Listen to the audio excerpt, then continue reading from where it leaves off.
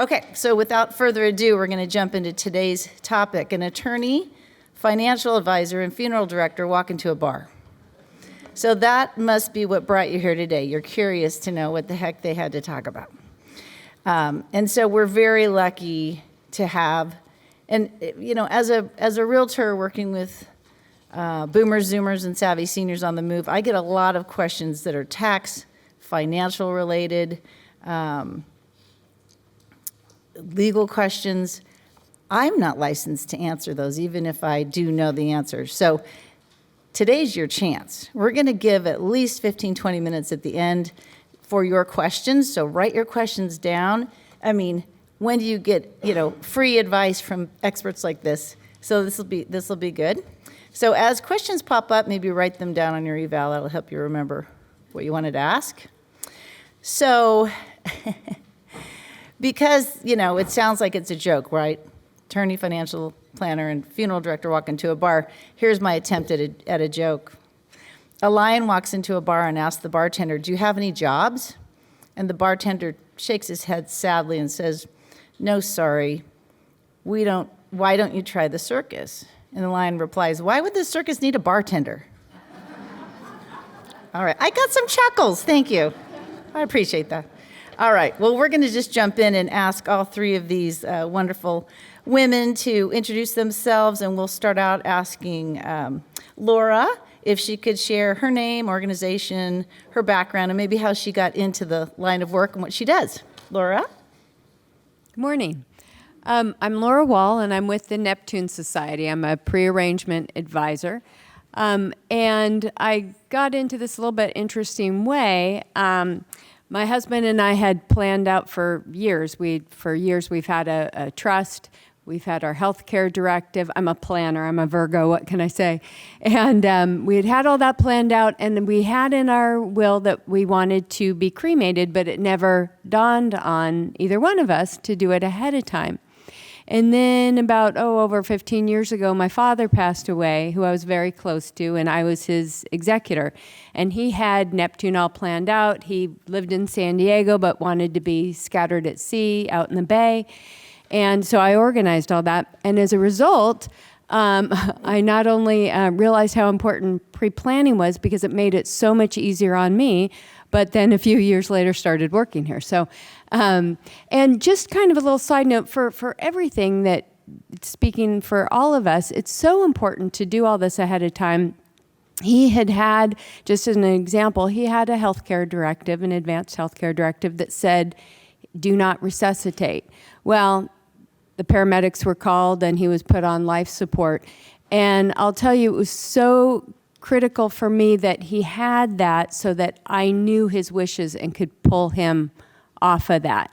I also, just saw different things within my own family about how a death, and we all know people that a death can get people very emotional and opinionated.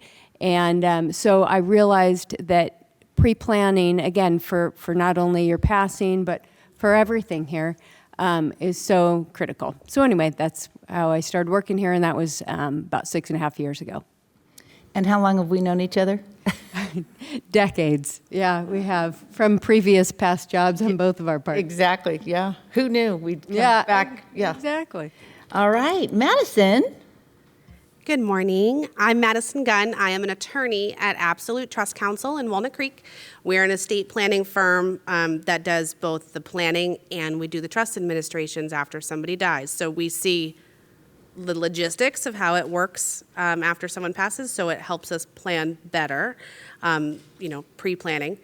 And I got into this because when I was in law school, I volunteered at a wills clinic in Contra, Costa County, which helped low-income seniors. You just had a house, no cash, set up a trust. And also, both of my grandparents passed away in the middle of law school, and they had a trust from 1988 that hadn't been touched.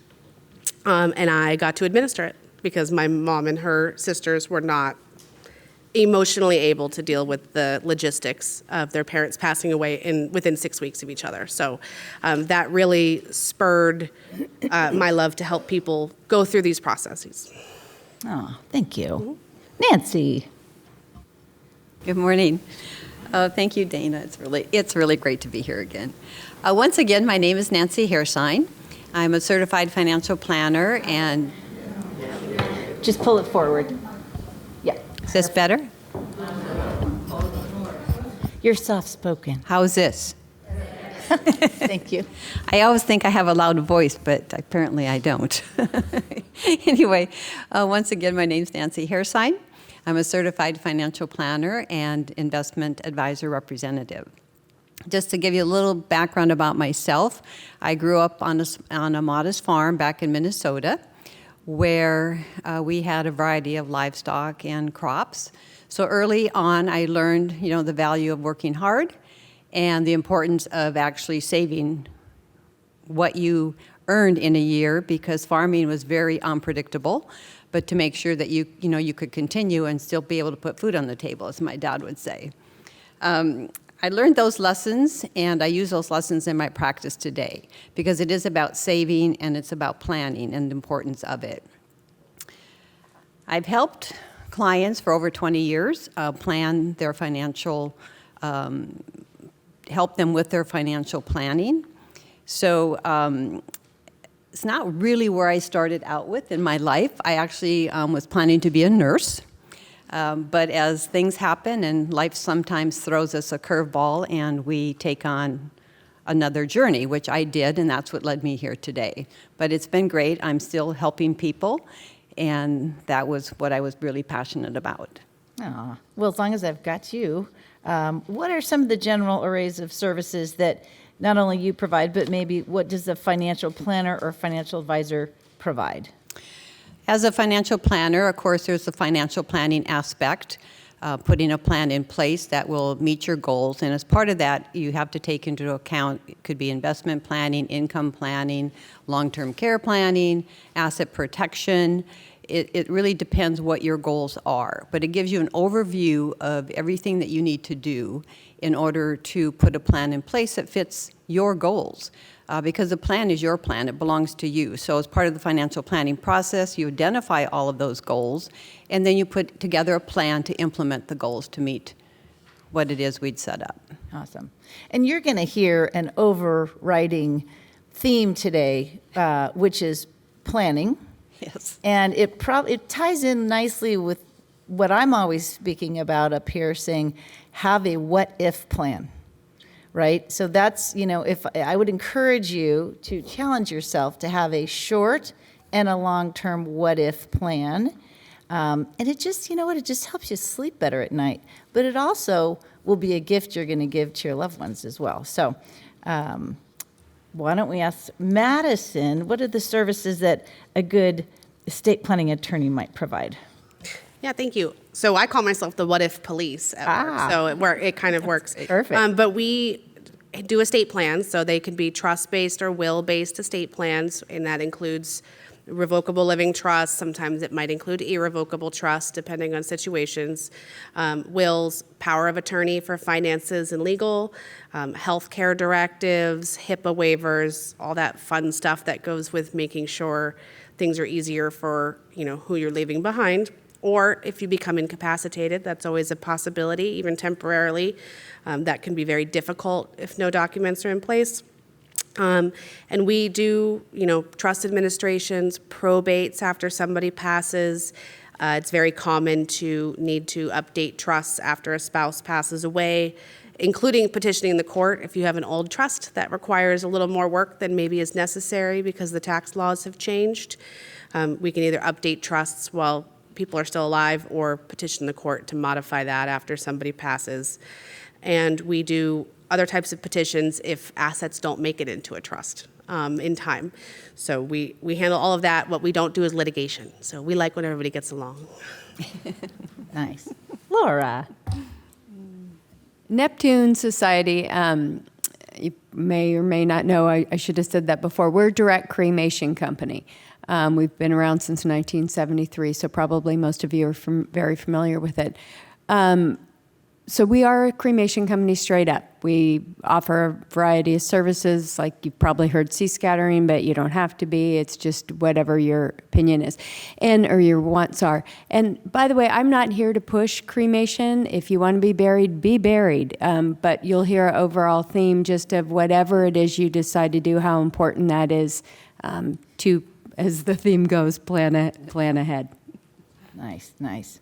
So Nancy, when's the best time to begin making these plans to ensure we don't run out of money after retirement? So this isn't just about end of life. This is about, and this is going to be a perfect segue to the January seminar, which is stages, not ages.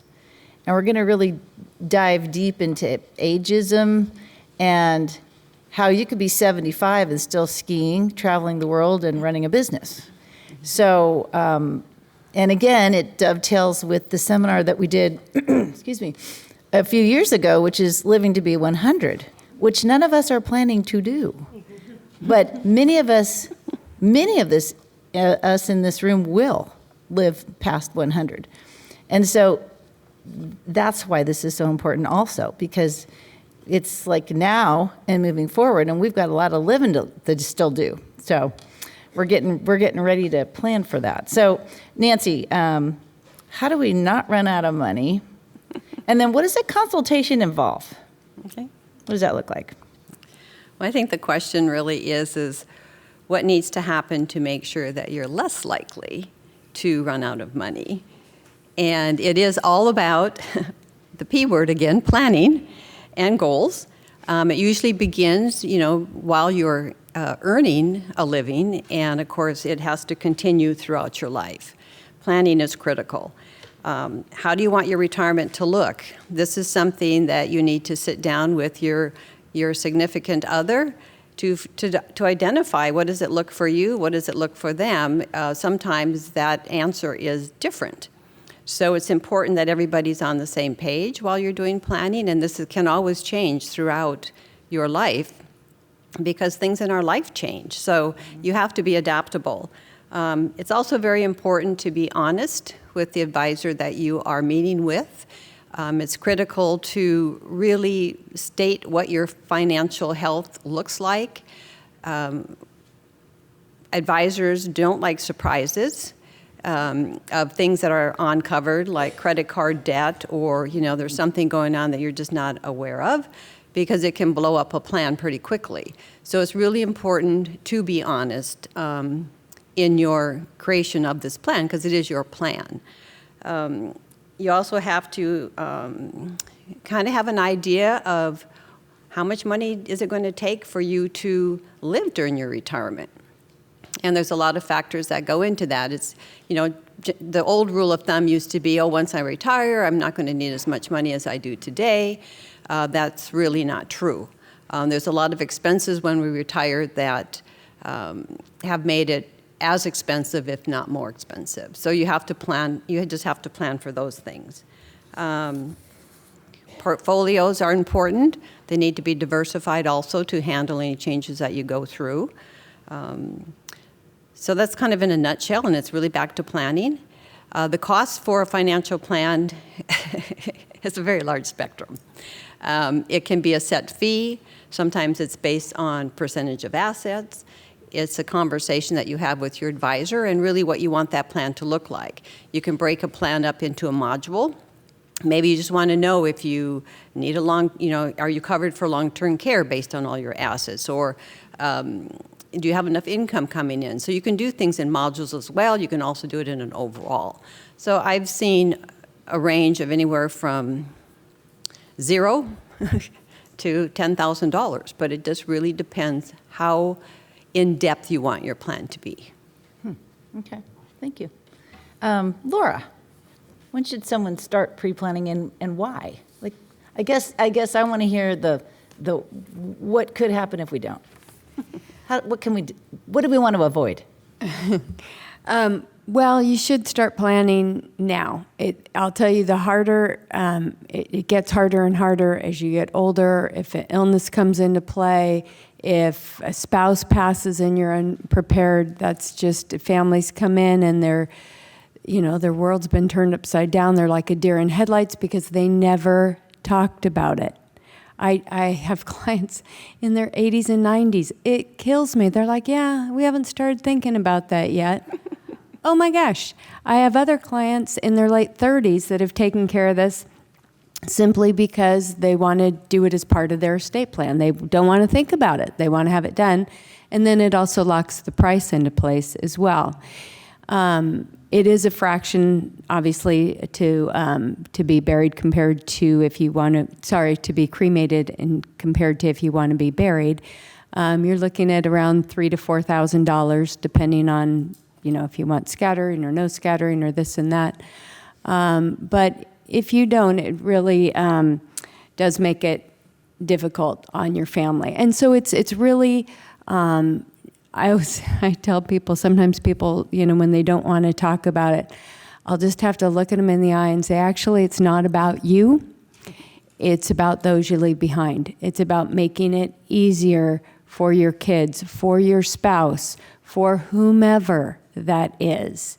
And again, whether it's cremated, buried, whatever, just your end-of-life wishes, the more you can have planned into place, the less interpretation there is for other people. Okay. Madison. I like that. It's pretty much the same answer for me. And are you all thinking about getting your kids a Christmas present this year? I prepaid my funeral, or I prepaid my estate plan. So the best time to begin making an estate plan is the minute you turn 18. Everybody, as soon as you turn 18, your parents no longer have any type of autonomy over, or any type of power over you. It's all, autonomy now. And with something happens and you don't have a power of attorney or a healthcare directive, the alternative is a conservatorship. Same happens if something happens at this age. If you don't have a power of attorney or a healthcare directive or things set up in a trust, everything has to go through the courts. It's tens of thousands of dollars. It's not a fun experience. You're paying for like 4 people's attorneys. So the best time to have an estate plan is when you're 18. However, the word estate plan could be various things depending on the stage of your life, depending on what type of assets you have, depending on your family situation. So those are all things that are addressed in a consultation. I would say most consultations are free or should be, because it would be awful if you came in and talked to me for a half an hour and I was like, well, we can't help you. And you paid for that.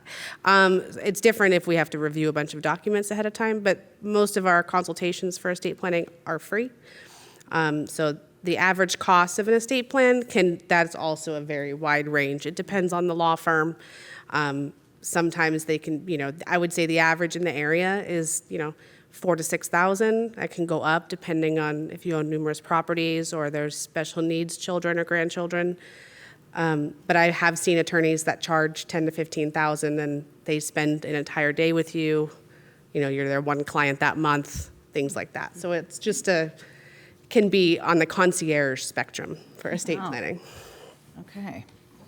All right. Well, Nancy, we've talked in the past about like taking an assessment, reviewing our budgets, kind of understanding what's coming in, what's going out.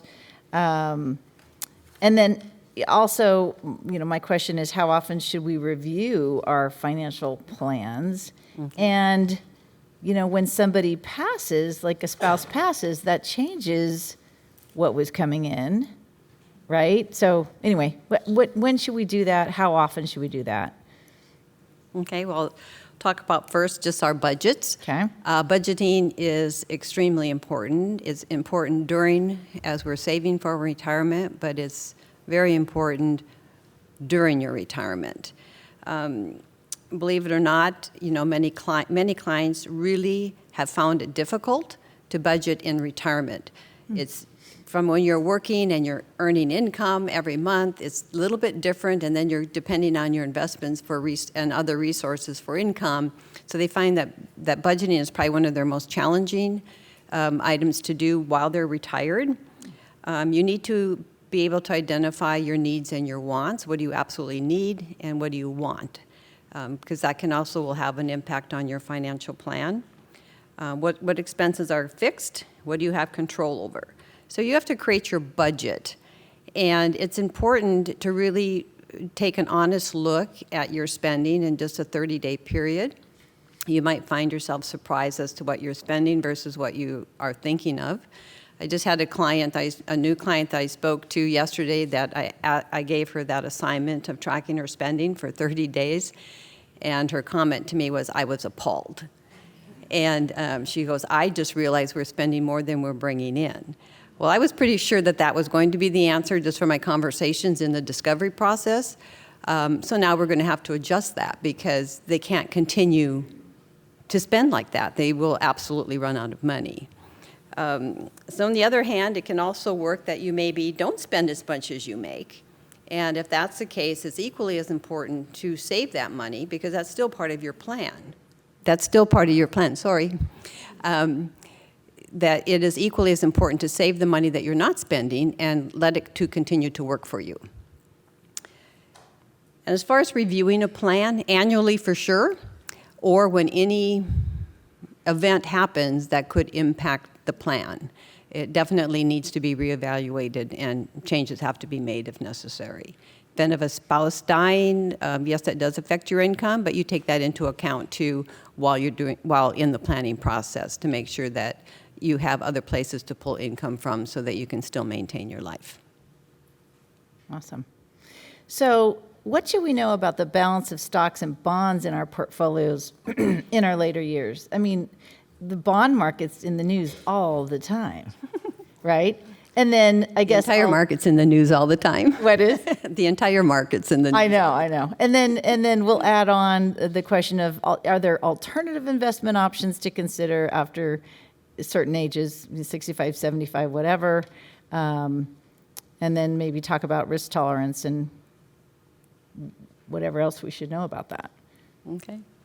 Well, as far as your balance of stocks and bonds in your portfolio, it really does depend on your risk tolerance and what your portfolio needs to generate in order for you to maintain your lifestyle. So there's no magic number. Should it be a 60-40 portfolio or 70-30? It really depends on what you need generated from that portfolio. Your goal investment could be preservation of assets. It could be you need extra money, to meet your lifestyle. It just depends, once again, what your goals are. Back to that, back to planning. You need to identify all those things in order to have a portfolio that works for you. Portfolios can also be goal-driven. They can be, they're personalized to you. It's your plan, it's your goals. So you have to invest accordingly. There may be some goal that you want that's going to be funded 10 years from now. You could invest differently in that goal than you would for something that you need immediate income from. So it's just part of that discovery process. As far as alternatives, want me just to continue? Sure. Okay. As far as alternative investments, I know we're hearing quite a bit about that today, especially in the volatile markets that we've been experiencing. And alternatives, I guess, in the broadest sense, are anything other than stocks and bonds. So they involve usually private assets. It can be private equity, private credit.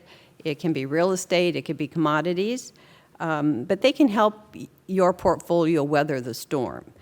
They provide an alternative source of diversification, and they are considered what we call a non-traditional investment. They can be and should be considered in your overall portfolio.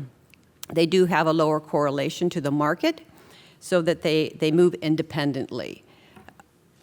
I've also heard real estate is a good hedge against inflation. Just saying. Real estate is, yes. And then it's back to diversification. You just really need to have your assets diversified. There's always going to be a part of your portfolio that you're probably not happy with because it can't be all perfect all the time.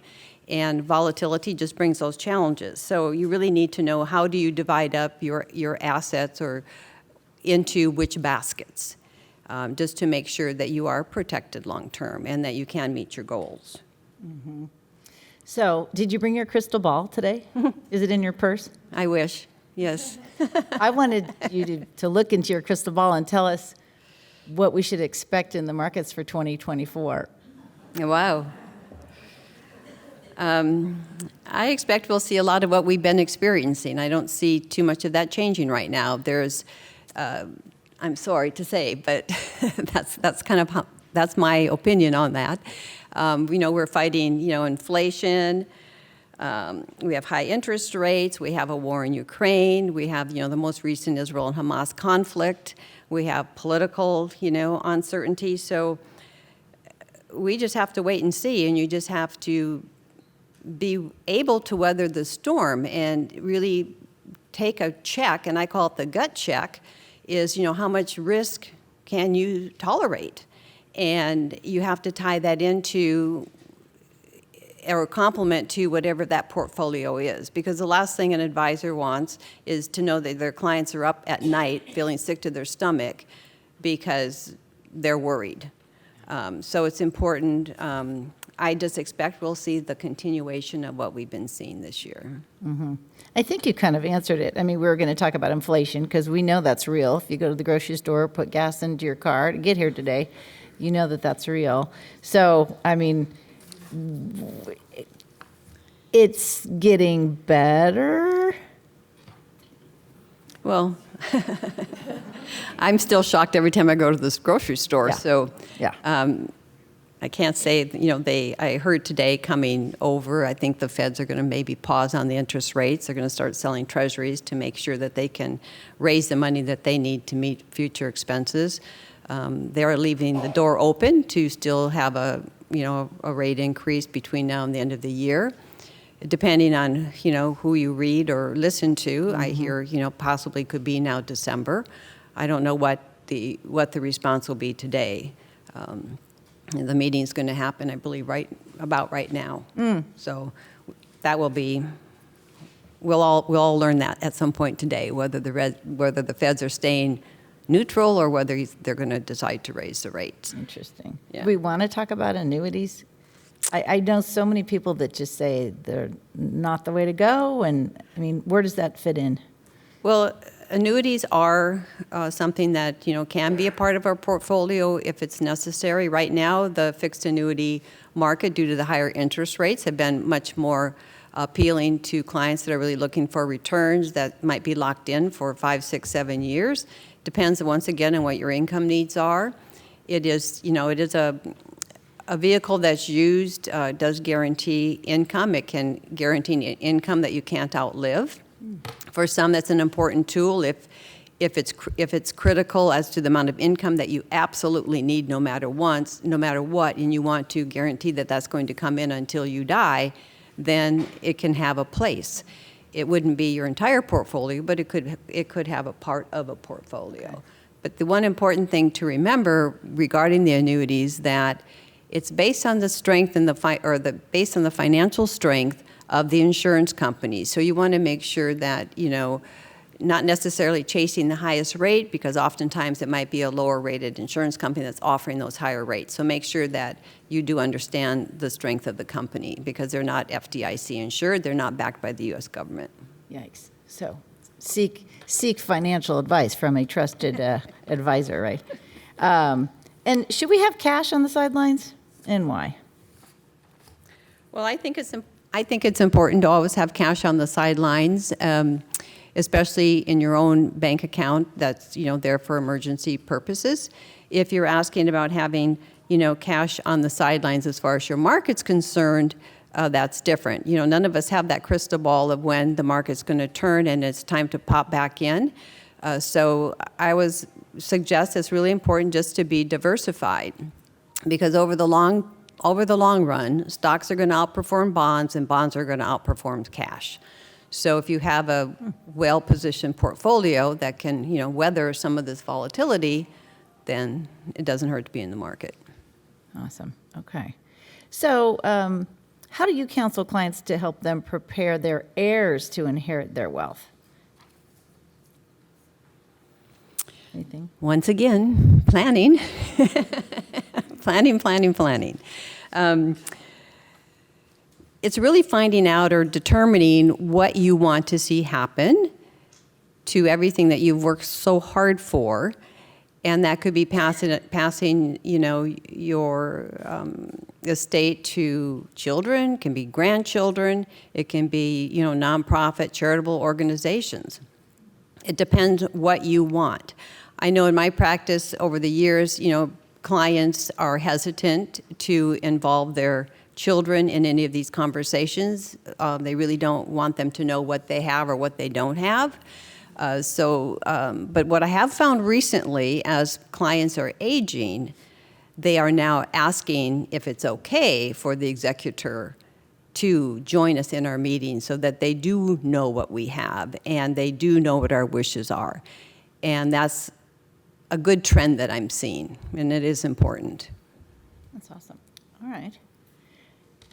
Is there anything you'd add to that, Madison, from your? Yeah, I agree. I think it's much better for the kids or the executor to know what is going on.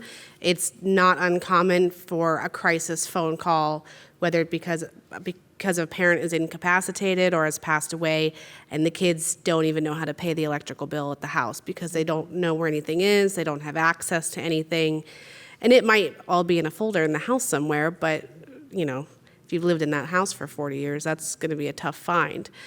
So it's not uncommon for them not to know, and it makes things a lot difficult after. So, all of us are in the profession of making things easier on your loved ones after you pass. That is really the goal.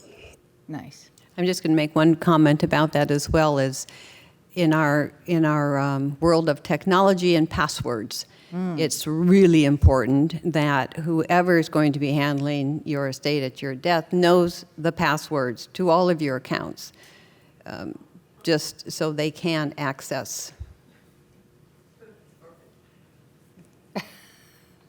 Someone's laughing in the audience. Or know where to find those passwords. I'm not saying hand it out now, but know where to find them. Yeah, my 8 pages of logins and passwords. That'll be fun. All right, so real estate transfer. And the question I always get about capital gains taxes, ramifications of selling your home after living in it for many years, alternatives. Obviously, we know about the 1031 exchange. If you want to talk a little bit more about that, installment sales, what else could we potentially? You have your real estate, your personal home, and of course there's exclusions. You have an exemption if you do sell your real estate. If you're single, $250,000, joint is $500,000. It's really important as you've made improvements to your home that all those costs are accounted for, because it's all part of the equation when you meet with your CPA to actually determine what will that capital gains tax be. Because there will be a capital gains tax if there is earnings over and above that exemption and your cost of sale and your cost of your improvements. So it's really important to, seek the advice of a tax professional to find out exactly what is acceptable as an expense and what isn't. The wear and tear, not so much. Redoing a bathroom or a kitchen, of course, that's a significant improvement. So they will be able to guide you on what's deductible and what isn't. Mm-hmm. Yes, you could use an installment sale. That's really a CPA question as well, to see is that the best route to go in your current situation. As far as the 1031 exchange, you definitely want to speak to a real estate professional who understands the ins and outs of a 1031 exchange. Because if you make a mistake and things don't get done in the timely fashion that they need to, it can be extremely costly. There's a lot that goes into a 1031 exchange. And you can use your personal residence if you've turned it into a rental for a period of time. So it's all about, plan in advance what it is you think you might want to do. The other item that you could, use your real estate for is if you really wanted to stay in your home, or you were able to stay in your home but you needed extra funds, you could always, consider a reverse mortgage. That's also an option to you to use the equity in your home. Mm-hmm. Or I was just reading today in a book that I'm going to use for next year at one of our seminars about how people seeking some additional income and some additional friendship because they're feeling isolated are renting out rooms in their homes, mm-hmm. which is sort of interesting. Mm-hmm. And there might be some sort of a tax benefit to that too, but we don't have a CPA here today. Madison, do you want to jump into the Prop 1319, comment on that at all? Sure. Just to go back a little bit on what Nancy was saying, when you are married and you own your primary residence and the first spouse passes away, if the surviving spouse wants to sell the house, usually those capital gains are wiped out completely because you get a step up in basis on the property. So that is one of those planning aspects that happen after a spouse passes away, at least that, a couple years, not something that has to be done immediately. But also, if you, under Prop 13, property taxes, so not federal capital gains taxes, under Prop 13, you're able to keep those property taxes low, right? They can only go up by 2% a year. It's based on the assessed value from when you bought the property, or if there's been any major upgrades that have caused a reassessment, like adding in an ADU or an in-law unit. Because under Prop 13, there was then Prop 58, which was the parent-child exclusion, which means you could leave your primary residence of any value and up to $1 million in assessed additional property, so any vacation properties, investment properties, commercial properties, to your children without any tax reassessment. That changed when we passed Prop 19 in California, and you are no longer able to pass anything other than your primary home to your children, and at least one of your children has to move into that home and make it their primary residence in order to keep the property taxes low. And it can't have been increased in value, assessed value, in more than $1 million since, or whatever you're assessed. So if your house is assessed at $300,000 and it's worth $1.3 million, you're okay. If it's worth $1.4 million, they'll take that extra $100,000 and tack it onto your $300,000. So the tax will go up a little bit, but not $10,000. So that's been a big planning issue because people, you want that child that maybe doesn't own, you have 3 kids, one doesn't own their home, and they want to leave that house to that child, but they're going to have there's a potential for a tax bill if it's not done properly. So those are all planning questions. One of the things that Nancy said in the very beginning was about being honest with your financial advisor so that they can, it only hurts you, right, if you're not honest. And the same goes with your estate planning attorney. So even if it's family stuff, like I have this one child, they didn't quite launch the way the other ones did, and we want to be equal, but that's not how it is. We can work around all of that and figure that all out for the best interest that works for you. So it's not you have to go in and all the kids get everything equally. We can write things in a way that is as equal as possible. Even if you've been loaning Johnny money for 30 years and you're not sure how his sisters are going to react to him getting a third, there's ways to work all the way around that. And so the same goes with the house. I tell you now, the primary residence is the biggest referral we send to litigation, and the contents of the house. And I don't mean because it's valuable, it's just that it's sentimentally valuable to the kids. And so those are the 2 things that beneficiaries fight over the most. And so we encourage that being addressed in the estate plan thoroughly. Awesome. So I think we might have, is there anything else you'd want to add as far as when is the best time to begin making plans to ensure we have all our legal ducks in a row? I mean, just now. Yeah, now, like yesterday. And it's not that if you don't have an estate plan, of course, if you don't have an estate plan, you should check in and see if what you need, but also have it reviewed.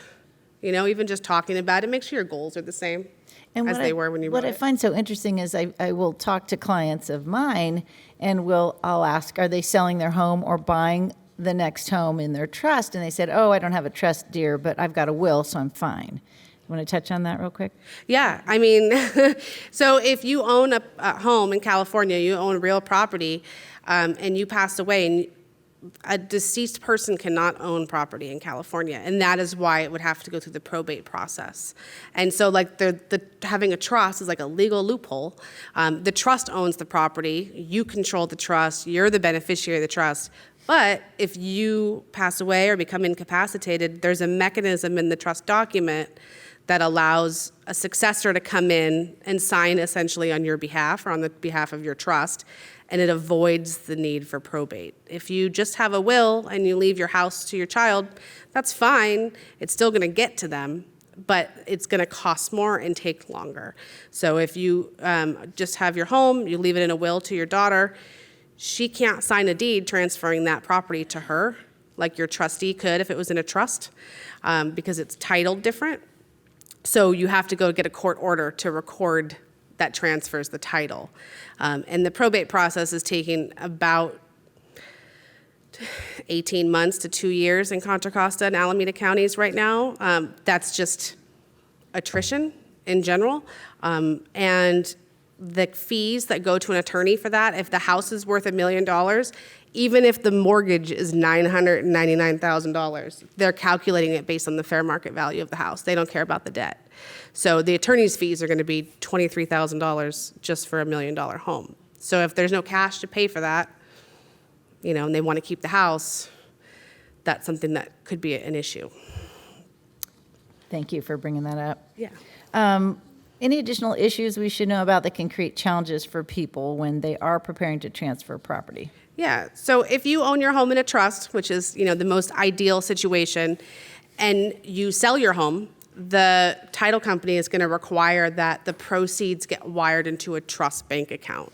So you want to make sure that even though you can mix and match how you set your estate plan up with a trust and beneficiary designations on accounts or POD, pay on death accounts, you always want to make sure you have a trust account to catch that money from the sale of the property. It's not uncommon for me to get a call the night before closing of escrow saying, hey, what do I do? Or hey, this is in a trust, we didn't get any information. So making sure you have an account set up ahead of time, you're not scrambling. And then if you're buying a new house, if you're downsizing, you can buy it right in the name of your trust. And most traditional mortgages, if that is the route you're going, will allow for that. And if you're looking into a reverse mortgage, they will allow for that. They just want to look at the trust and make sure it's compliant with HUD. And what I didn't mention about Prop 19 is that one of the things it did allow is, most people don't like that proposition, is that anybody over the age of 55 can transfer their property tax basis for their primary residence up to 3 times. So if you're downsizing and buying a new home, you can keep the property tax assessment that you had on your previous home. Even though it might be a bigger home, it was probably assessed a lot lower if you've owned it for a long time. So Only if you're moving in California. yeah, within California. Right. But it used to be a lot more restrictive. It had to be specific county to specific county. Now it's anywhere in California within the 58 counties, and you don't have to, it's less loopholes, less hoops to jump through. Yeah, awesome. So I do have a question. So bank account. So I'm dealing with this personally right now because we're changing, my mom and brother and I are changing my mom's trust, and her checking account, and well, she doesn't have any savings, but her checking account has not been in the trust. See, I'm getting free legal advice. See how this is working? And the banker is telling me, oh, you don't want to do that because it's going to get really complicated, because what if your mom gets a check made out to mom? It's not in the name of the trust. And he went on. And then the attorney is saying, oh, no, you want it in the, so what? Yeah, so that's a choice. We typically advise putting as many accounts as you can in the trust. We do say that your trust account, or your checking account can stay out as long as it's not a huge dollar amount.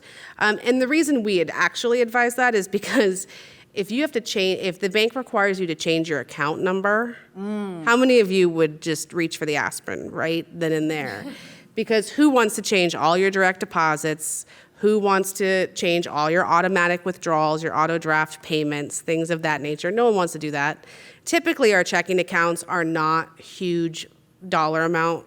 They don't hold them. You get paid and then it comes out, right, immediately, pretty much. So we advise that you can keep that out. The power of attorney document, that covers anything that's not in the trust. So the kids can use the power of attorney to access the checking account. You can name a beneficiary on the checking account. You can name the trust as the beneficiary on the checking account. But if you don't, then what happens is after somebody passes away, as long as all the assets outside the trust that don't have a beneficiary on them are below the threshold for probate, which is currently $184,500. So I don't know about you, but my checking account doesn't have that much money in it. And certainly it's not earning anything. So that's probably not good financial advice. You can collect that, or your kids could collect that without having to go through a probate. So there's just smaller processes that they can go through. So you just said something interesting. The trust can be a beneficiary of the checking account. Yes, and Did you know that? Just to be sure, anything I say here, every financial institution has their own rules. Oh, yeah. So for the most part, that's not a problem, but I don't speak for all banks. Cool. Okay. And we talked about POA, and I will tell you that, again, when I'm helping people sell their home, and sometimes it's the adult child that I'm working with, and they have power of attorney. Well, they think that's enough to sell the home, but it's not, because if the home is held in the trust tells us who has the power or authority, legal authority, to sell the property. Power of attorney won't cut it if it's held in the trust, right? It could Correct. and so Yeah, so those two documents, they work together to cover all of your assets. So the trust document covers everything that's in the trust, which is most likely the home. So, and then the power of attorney covers everything else. They don't work together on the same asset unless you have some special setup for, professional practice or something of that nature. But the power of attorney covers things that aren't in the trust. So Social Security, that's not even an asset, right? Somebody has to contact Social Security. It's not like you have a balance you can draw from. But that is something that somebody will need a power of attorney to contact Social Security on your behalf. Any IRAs, 403Bs, 401Ks, any retirement accounts, even a Roth, because those are not an asset that would go into the trust. They would just pay to beneficiaries. Then the trust doesn't have any control. So the power of attorney, if somebody had to request your RMD for you, they would need to use the power of attorney. If someone has to call PG&E or Xfinity for you, power of attorney. Credit cards, not assets, right? So they would have to contact you with the power of attorney. yeah. It's just, that's why we want to usually start working on pre-listing items well in advance to putting the home on the market, because sometimes we need to work out some legal documentation that is not in place that needs to be, that, may take a little bit of time. Yeah, we like when Dayna calls because she's already pulled title. She knows who's supposed to be looking at it.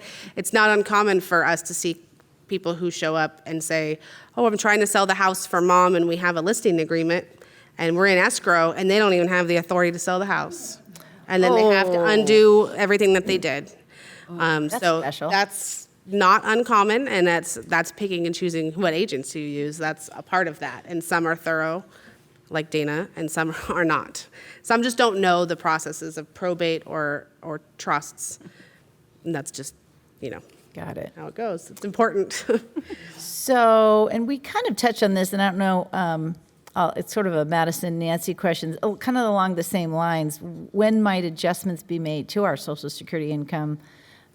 I'd written down loss of pension income. What circumstances would cause us to consider a change in beneficiaries? Anyone want to touch on that? Well, certainly if you are concerned about a loss of income, that's a Nancy question. I think when you do lose a spouse, you have to look at all of that. You could look at call Social Security, have them, if you haven't already done that while they're alive, because you don't have to wait for someone to pass for that, to see if their Social Security record is better than yours. You want to do that, even if you're divorced. You can still go after your ex-spouse's Social Security record as long as you haven't remarried. Doesn't matter if they've remarried. So those are all, might be a couple hours on the phone with Social Security, but hey, if that results in free money you didn't know you were going to get, it's worth it. And then obviously any adjustments would be included with updating your financial plan and updating your estate plan. Updating beneficiaries. If you're inheriting IRAs from your spouse, you don't want to just keep taking it. You need to actually contact the IRA company roll it over into an inherited IRA, update the beneficiaries because they don't stay on there. Just because you rolled it into your name and you have the same kids, the new beneficiary designation has to be completed. Because if there isn't one, then that retirement account is going to go to probate and it's going to get liquidated and be basically 50% of what it was before you passed, before it even goes to your kids. Are we getting some good information or what here? This is very helpful information. So part of the planning, we listed if I can't act as a trustee, if my brother can't act as a trustee, we have listed and designated a professional fiduciary to be that next person. If like my brother and I are in a plane and we both die at the same time, who's going to work with my mom? Who's going to help my mom? So would you just touch on what is a professional fiduciary? Because there's always questions about that and when we might consider hiring one. Yes. So a professional fiduciary or a licensed professional fiduciary, LPF, is a specially designated profession in California, and it's overseen by the state, just like a contractor would be. You can look up their licenses, or a CPA. And they are essentially professional trustees. The good thing about them is that they will work, unlike banks or corporate trustees that will also act as a trustee, that usually for trusts that have minimum amounts of money in them. A private professional fiduciary can act on any trust, any size, and can act as your power of attorney or healthcare agent if you're incapacitated. So if you don't have children, or your friends and family are all the same age as you and you're concerned about who might be doing this job after you pass, or if you're sick, a private professional fiduciary can do that, where banks and corporations will not act if you're incapacitated. And as a note, even if you have family younger than you or friends that you would act as a trustee, a fiduciary is often a cheaper option. Kids can charge to be the trustee. They can be paid for their time to clean your house out, sell it, all the things, just as a fiduciary can. And a lot of people will not choose a fiduciary because they don't want them to charge for their time.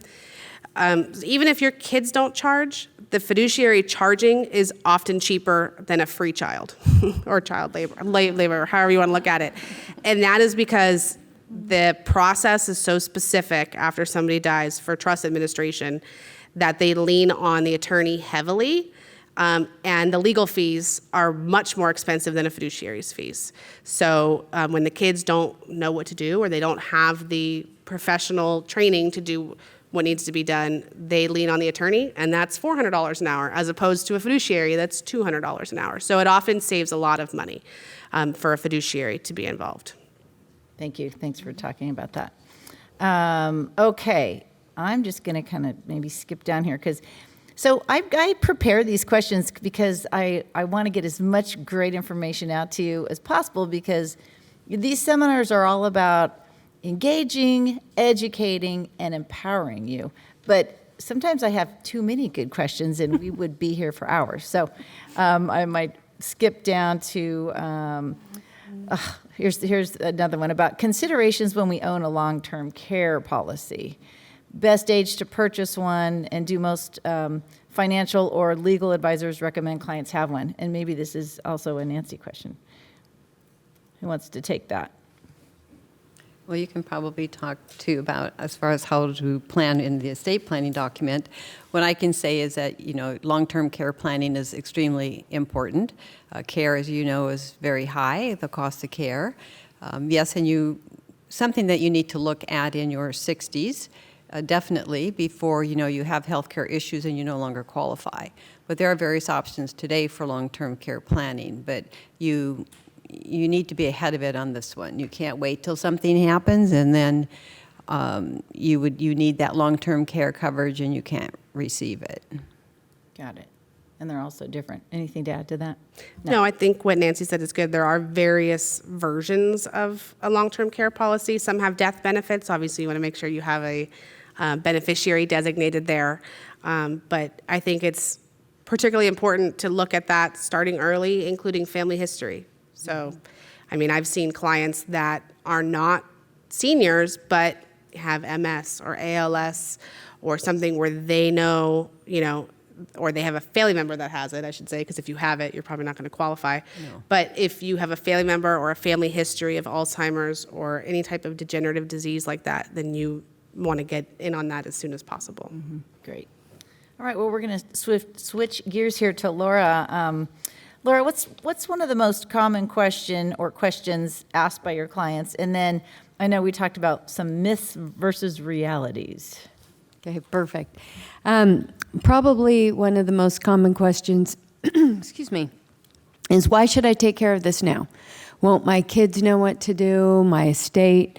The reality of that is we all know families that have had arguments and feuds over things like this. So how well in reality do you really think that goes, that everything will just go perfectly?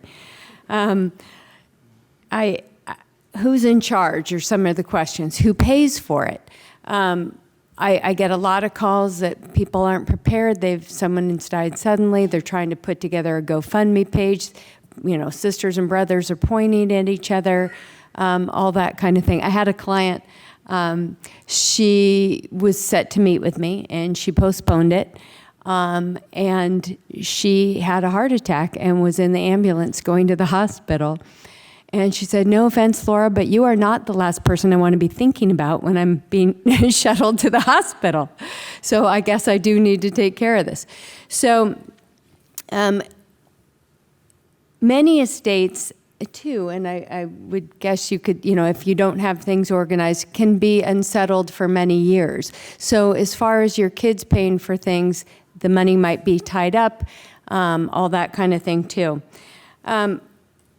One of my favorites is I know my family knows I want the cheapest way possible, and they know what I want. Realistically, if you don't plan ahead, it can be 2 to 3 times more, because people get as I said before, they get very emotional and they're sucked into all kinds of silly things. And so it can cost them. I have people that have approached me and said, how come you guys are only, $3,000 when I paid $10,000 when my sister, son, whoever, husband passed away just a couple of years ago? And it's because they didn't plan, and it was all the emotional overspending. Also, kind of going back to a story close to home, I told you that I got into this business because my dad had prearranged it all. He wanted to be scattered at sea, the whole thing. And I'm one of 4 kids. I'm the youngest, and I told you I was the executor. And we all knew he wanted to be cremated. That wasn't even a question. But one of my brothers said, bigger brother, younger sister, you can imagine, said, I want Dad to be with me. And I said, actually, nice thought, but Dad wants to be scattered at sea. And he actually said, no, my idea is better, and we're going to do it my way. We have one in every family. Let's just all admit that right now. So I was so grateful to my dad for, even in his death, he prevented, big family feud. And so that's why I say, when people just leave it out there that, oh, they know what I want, and oh, I have enough money to pay for it, and all these different things, you're just not counting on all that kind of thing.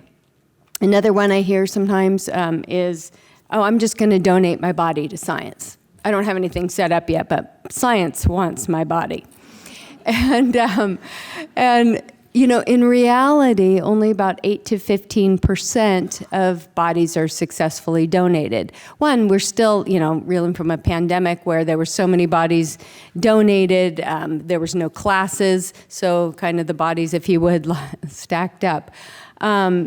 But for a company like ours, actually, I think we're the only company that does this, is every dime of what you put into it goes into a trust in your name. So it's part of your estate. So in other words, if you did want to donate your body, and by the way, you do need to fill out forms ahead of time, and there's still reasons why they won't take you at the time. If you have an autopsy, they don't want you there. If you have edema, the list goes on and on and on.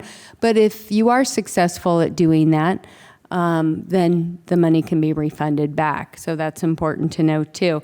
And another one of my favorites, Well, my parents lived almost 100, so I've got many years left. I'm going to live past 100.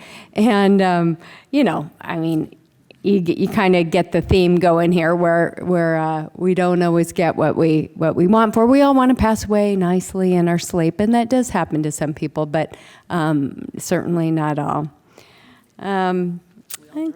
Yeah. So basically, my whole thing, and again, I think this is for all of us, is it comes down to peace of mind and how you want to set things up for your family. Let your family remember you. Let that be your legacy for how well, you put all this in motion ahead of time. How thoughtful you were to get all your ducks in a row, whether it's prearranging or setting up your estate or your financial plan. Just kind of a thought there. Nice. So what if I pass away, and this is really a real question that I have. What if I pass away out of state or out of country? Because I need to be doing all this exotic traveling when I retire. And you never know what could happen. So how does that work? So how that works is for us, our plan covers you anywhere you are in California, the United States, or Canada. We're actually a nationwide company. So again, if you're a local funeral home, those are better for, if someone passes away today type of thing, but they can't cover you as much for when you're traveling. So we are a nationwide company, so in our case, you're cremated wherever it is you are, and your ashes brought back either to the Bay Area or wherever you've asked them to be returned to. If you are out of the country, if you're on a exotic vacation, Dayna's travel service over there, and you were to pass away in Italy, for example, the Italian Riviera, there we go, then again, your money would all be refunded back. But it is, again, peace of mind knowing that it's taken care of. What I did with my own kids is when I signed up for Neptune Society, I sent them an email and I said, please put Neptune Society in your cell phone in your contact list. Here's the 800 number to call when we pass. Here's Dad's member number, and here's my member number.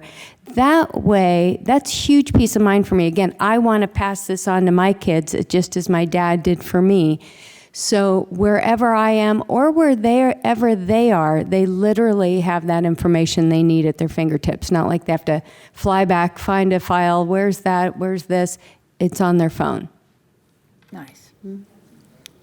Okay. So I think the overall theme is, don't wait until you're out of options. And I know somebody told me recently, well, I don't have to worry about any of this because I don't have a legacy to leave. We all are leaving a legacy because we've all lived. It's just some of us are more proactive planners than others. And then we get to choose how we want to leave that legacy. So is there anything else that we should leave the audience with before we move on to evals and raffles and question and answer? Please don't keep everything in a safe deposit box. Where should we keep it? In your home is fine. If you want to keep it in a safe deposit box, please make sure someone can actually legally access that if you're incapacitated or after you pass away. It's not uncommon for us to have to open a whole probate that's going to take months or years just to get access to things. So, I'm sure most of us, Neptune Society, our firm, most law firms, financial advisors, they have copies of, your information. So that's a good start, signing a release with them so that we can talk to certain people, whoever you allow. And then just keep the documents in your home. Usually originals nowadays are not as important. Just making sure that it's accessible. For us, for example, we give you the originals, but you get a thumb drive, which you can mail to your child, or we can send emailed copies to your financial advisor, things of that nature. So, and you can do that without telling people how much you have, but they need to know where to find it. Nice. Because, the goal is to plan and spend it all. Yeah. So you don't have to worry about that so much. It's just that they need to know where to look. Perfect. Yeah. Awesome. Okay. I saw some hands over here. All right, Sally, you're the first. Oh, wow. It's either for Madison or Nancy, but I know Madison, I think it was you, mentioned checking accounts. and how much is too much to keep in your checking account. And I would like a sort of a, Yeah, so The question, if you didn't hear it, was how much is too much to keep in your checking account? Because we talked a little bit about checking accounts.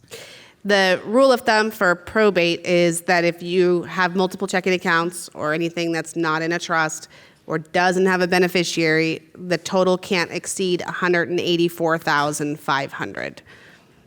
That is the current 2023 threshold for having to file a probate versus some of the other mechanisms we can use to get. Yeah, I don't need to worry about that. Yeah, no. Total, yeah. So if you have like 3 checking accounts, they add up. You don't want to be more than that. Got it, okay. Yeah, Madison, on the safe deposit box situation, will a power of attorney provide access to a safe deposit box if the bank requires that your designated accessor is present and signs the card? Well, it depends on the bank's process. Powers of attorney are only good while you're alive. So after you pass away, a power of attorney is no longer valid. So they won't be able to use a safe deposit box with a power of attorney. Now, if it's something you set up at the bank, even if it's a bank's power of attorney, it's not going to be valid. But if they are the beneficiary on that box or a co-owner on that box, they would be able to access it after you die. Yeah. Right. So you have to list a beneficiary, or you can retitle the box in the name of your trust. Why not? It depends on the bank, but I mean, I've seen it happen. Okay. Interesting. Different bank. Yeah, you have to just ask them what their options are for after you pass away. I've seen it. I've seen them titled in trusts, and I've seen beneficiaries listed, yeah. I have a trust question. It's kind of, I don't know if it applies to anybody else here, but a few. I have no children, but I have pets. So when I had my trust done, the attorney that I worked with embedded a pet trust in my trust.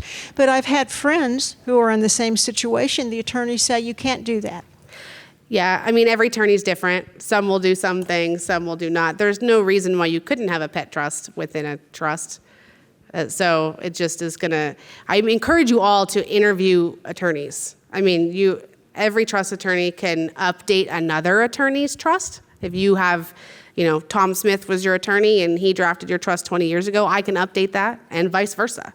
So they're your documents. Every attorney just has different style and what they're comfortable with. And I have found sometimes that when I'm working with people, their attorney has retired or possibly even passed away.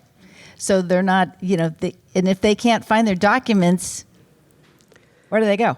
Yeah, so you go to an attorney. Typically, if you cannot find a trust document and you're the trustee or the person who created the trust, you can usually what's called restate your trust, which is create a new one but keep the name and date of your old one so you don't have to retitle your assets. We can get the title off your bank accounts or the deed to your home, things like that. Okay, anyone else on this side? Okay. Madison? I have been put on my parents' checking account. So do the rules apply since I'm on it? My mother has predeceased me. My father is still alive. But do the rules for checking account still apply when I am on their checking account? No, so if you have your children on your checking account with you, whoever lives longest gets the account. It's typically a joint ownership. But also, if there's any type of lawsuit or creditor claim against you, this is not to speak on you, but people who want to add their children onto their accounts, if your child gets into a fender bender and they get sued, that is their asset just as much as yours, even if they never put a dime in. So you could lose your money, you could lose your house if you put them on your house, things like that. So it's important to discuss all that. Not to say anyone's kids are, or going through a divorce, things like that. So it could be multiple things. It'd be scary. And Allison, I want you all to meet Allison. I don't know if we've ever formally introduced her. She's new on my team as of about half a year ago, right? So Allison Costello, wave, say hi. Perfect, okay. Janet. Yes. The heirs to my trust are a couple of individuals and then a lot of charities. So my IRAs, people say, well, name a charity, name one charity as a recipient of that IRA. I don't want to do that. I don't want to give that much money to one charity. So I have named my trust. Yeah, you can do that. And you should be able to name multiple charities on an IRA. I mean, just as if you had 10 kids, you could name 10 kids as beneficiaries on your IRA. But you could name the trust. If you have a complicated distribution or people who have minor children, we would advise naming the trust as a beneficiary. Nice question. Got one over there. You said that the exemption when you sell your house is $250 per person, but I had heard somewhere in the legislature right now that they may be changing that to $500,000. Have you heard that? It's 500 for joint. It's Yeah. 250 for single. Right. But I And heard they're they've gonna even thrown it double out it. there over the years whether they're going to allow the exemption to continue. So it's really hard to say. Okay. But no, I haven't actually heard that yet. The rumblings we hear is not less taxes. No. Okay, thank you. Never less, right? I want to quickly make a comment too, with your comment as far as adding charities for your IRAs. It's important to use percentages and not dollar amounts, because sometimes it might be that $1 amount might be all that's left in your account, and then none of the other charities are going to receive any benefit. And as a side note, that's a great way to give money to a charity because they don't have to pay taxes on it. But your kids or individual beneficiaries may. So it's a good way to balance out the taxes. Awesome. Catherine. Hi, this is a legal question about the trust. Various accounts have designated POD beneficiaries. There's also a revocable living trust in play. Is there a reason that I should put those accounts into the revocable living trust, or are they okay with POD beneficiaries designated? They're okay with PODs. They're not going to trigger probate. It's just a matter of whether it's in alignment with your goals for distribution. Okay, thank you. Okay. Back to the checking account thing, and the huge amount that you should not have in your checking account. But this is, some of us have IRAs that permit us to write checks out of to charitable for a charitable donation. So does this technically qualify as a checking account? No, if it's in an IRA and the only person that can access it is you by doing those distributions, by directing distributions, it's not considered a checking account, even if you have a checkbook attached to it. Got another one over here. This may be a question for a CPA, but if we wanted to help our kids buy their first home, is there a strategy that you suggest we go for? In terms of like gifting to them, I mean, you can each gift $17,000 to any individual each year without having to report that to the IRS. Anything over that just has to be reported, and it reduces your estate tax exemption, which is currently like $13 million per person, dollar for dollar. So unless you've used your estate tax exemption, no one has to pay taxes on that. So if it depends on the amount, obviously how you're going to gift that money would be a good CPA question. If you're making a retirement withdrawal, if you're liquidating any types of securities, if you're going to gift them, are they going to pay the taxes on that? Things like that. So those tax strategies are good for a CPA, but you are allowed currently to gift $17,000. So if you're married and you have your daughter's married and you're gifting them, you can gift them $68,000 without any reporting on taxes. If I did that math right, I'm pretty sure I did. Yeah. Okay. 17 and 17 is 34 times 2. And couldn't you, I just want to ask one thing, like you could write a check December 2023 and give them 68, and then January 1, give them another 68? Correct. Okay. Okay, Is got this another for one you? here? Okay. Yeah. Sir. Thank you. This is for Laura. Regarding Neptune, if we should subscribe to Neptune, could you walk me through the steps from time of death to delivery of ashes to a surviving spouse? What sort of time frame are we looking at, and exactly what transpires? Great question. Because a lot of people, we're so used to growing up with burial, although now 70% of Californians get cremated, but we always think 3 days. 3 days. They must be cremated in 3 days. No, that's not how it is. So what happens is when you sign up with Neptune Society, you carry a membership card. Mine's in my wallet right next to my healthcare card. Seems to make good sense. So whenever it is that we get that call, and we're available, of course, 24/7, we send out our team and we pick up and transport to our nearest crematorium. I mentioned that we're a nationwide company, so wherever that is. And then our staff would call a family member the next day, whoever you've designated as your executor, set up a time to meet with them, answer all their questions. They can order death certificates and so on. Then we also notify Social Security, the VA. We get the doctor to sign off on the death certificate. We file for all the state and county permits. We do all that, and then, of course, meet with your family member. So the process, all that has to happen prior to cremation. So it takes about 3 weeks to be cremated if you're going with a reputable company that's doing all that. Okay, and then typically we can, if family lives close by, they stop by our office and pick up the ashes. If it's going to a cemetery or VA cemetery or any other cemetery within the U.S. or family member, and you're not being scattered at sea, for example, we can ship those anywhere. Does that answer your question? Thank you. Yes. Mm-hmm. Okay. Who's got the mic? I do. I have a question. I thought I heard you say earlier that the person who has power of attorney covers everything that's not included in your trust. So that means after your death, contacting Social Security, PG&E, AT&T, those kinds of things. Not after death, during your life.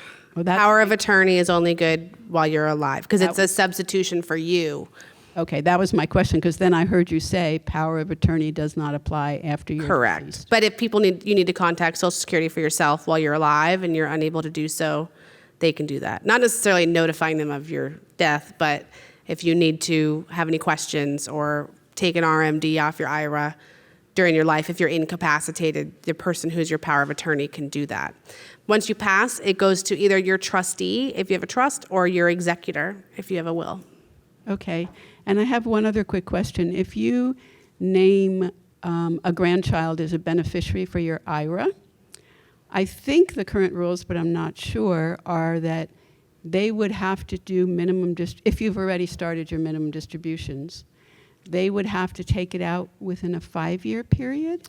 It's 10 years, and it's 10 years from the date they reach the age of majority, which is a questionable age. I've seen 21 in the proposed regs or 18. And if you're taking RMDs already, this is also influx. The Secure Act 2.0 just muddied the waters. But under our understanding, it was that if a minor has to take an RMD because you were already getting RMDs, a minor cannot do that. They do not have contractual authority to request that, and a parent's going to have to file for a court-supervised guardianship until they're 18. And then once they're 18, they have 10 years to withdraw all the money. Okay, thank you. Okay, and you know what? We have to end on time today because the library has another event right after us. How dare they? How dare they? So, write on your eval if your question did not get answered. We want to make sure you get your answer. But let's give these lovely, lovely women a big round of applause.